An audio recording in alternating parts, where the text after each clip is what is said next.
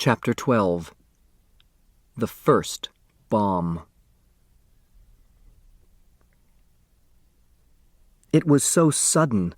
The ear-splitting bangs, the screams, the confusion. Theo and Doug ran into the kitchen. Mrs. Theodorakis ran out.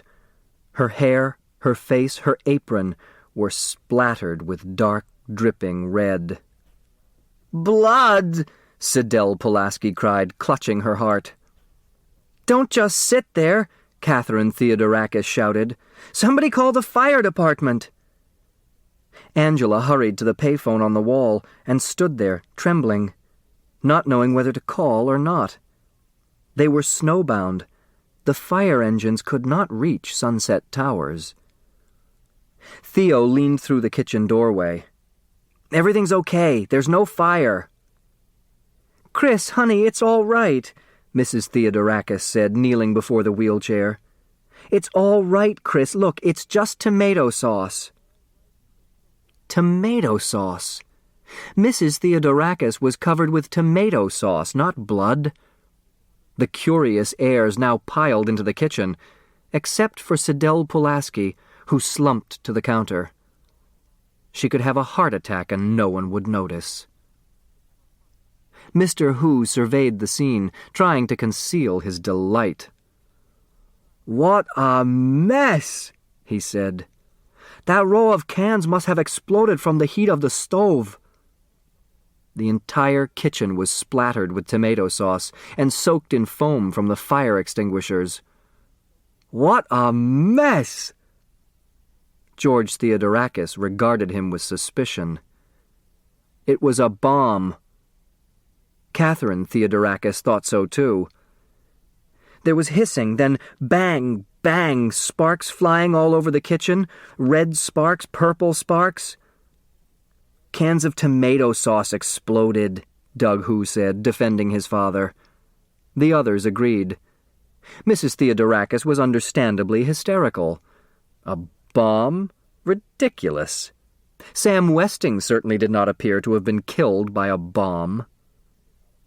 Judge Ford suggested that the accident be reported to the police immediately in order to collect on the insurance. "You might as well redecorate the entire kitchen," Grace Wexler, decorator, proposed. "It should be functional yet attractive, with lots of copper pots hanging from the ceiling." "I don't think there's any real damage," Catherine Theodorakis replied, "but we'll have to close for a few days to clean up." Mr. Hu smiled. Angela offered to help. "Angela, dear, you have a fitting this afternoon," Grace reminded her, "and we have so much to do for the wedding shower on Saturday." In thumped Sidel Pulaski. "I'm fine now, just a bit woozy. Goodness, what a nasty turn." Having recovered from the nasty turn, Sidel Pulaski settled down to transcribing her shorthand to Polish, then from Polish to English. Startled by loud banging on her apartment door, she struck the wrong typewriter key. "Open up!" Recognizing the voice, Angela unbolted the door to a furious turtle. "All right, Angela, where is it?" "What?" "The newspaper you took from my desk." Angela carefully dug through the embroidery, personal items, and other paraphernalia in her tapestry bag and pulled out the newspaper, folded to the Westing obituary. "I'm sorry, Turtle. I would have asked for it, but you weren't around." "You don't also happen to have my Mickey Mouse clock in there, too, do you?" Turtle softened on seeing her sister's hurt expression. "I'm only kidding. You left your engagement ring on the sink again. Better go get it before somebody steals that, too." "Oh, I wouldn't worry about anyone stealing Angela's ring," Sidel Pulaski remarked. "No mother would stoop that low." The thought of Grace being the burglar was so funny to Turtle, she plopped down on the sofa and rolled about in laughter. It felt good to laugh. The stock market had fallen 5 points today. "Angela, please tell your sister to get her dirty shoes off my couch. Tell her to sit up and act like a lady." Turtle rose with a tongue click very much like her mother's, but she was not about to leave without striking back. Arms folded, she leaned against the wall and let them have it. "Mom thinks Angela was the one who stole the shorthand notebook." That got them. Look at those open mouths. "Because Mom asked to see it, and Angela does everything she says." "Anyone could have stolen my notebook. I didn't double-lock my door that day." If Siddell couldn't trust her own partner, she was alone. All alone. "Did Mom really say that?" Angela asked. "No, but I know how she thinks. I know what everybody thinks.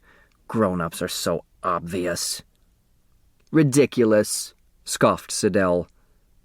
"For instance, I know that Angela doesn't want to marry that sappy intern." "Ridiculous. You're just jealous of your sister." "Maybe," Turtle had to admit, "but I am what I am. I don't need a crutch to get attention." Uh-oh. She had gone too far. "Turtle didn't mean it that way, Siddell," Angela said quickly. "She used the word crutch as a symbol.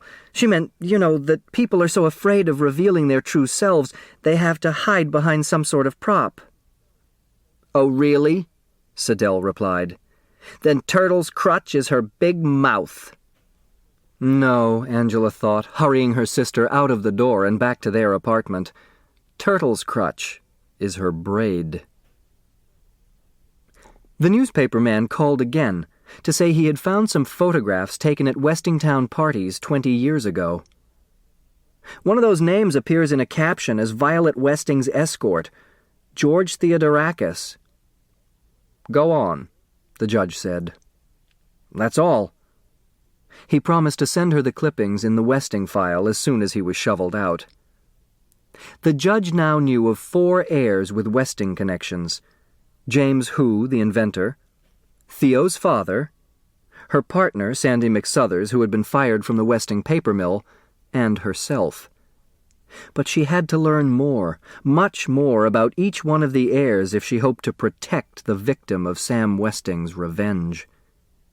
She would have to hire a detective, a very private detective, who had not been associated with her in her practice or in the courts. J.J. Ford flipped through the yellow pages to investigators, private. Good grief. Her finger stopped near the top of the list. Was it a coincidence or dumb luck? Or was she playing right into Sam Westing's hand? No choice but to chance it. The judge dialed the number and tapped her foot impatiently, waiting for an answer. "Hello. If you're looking for a snowbound private investigator, you've got the right number." Yes, she had the right number. It may be a trick, but it was no coincidence. The voices were one and the same.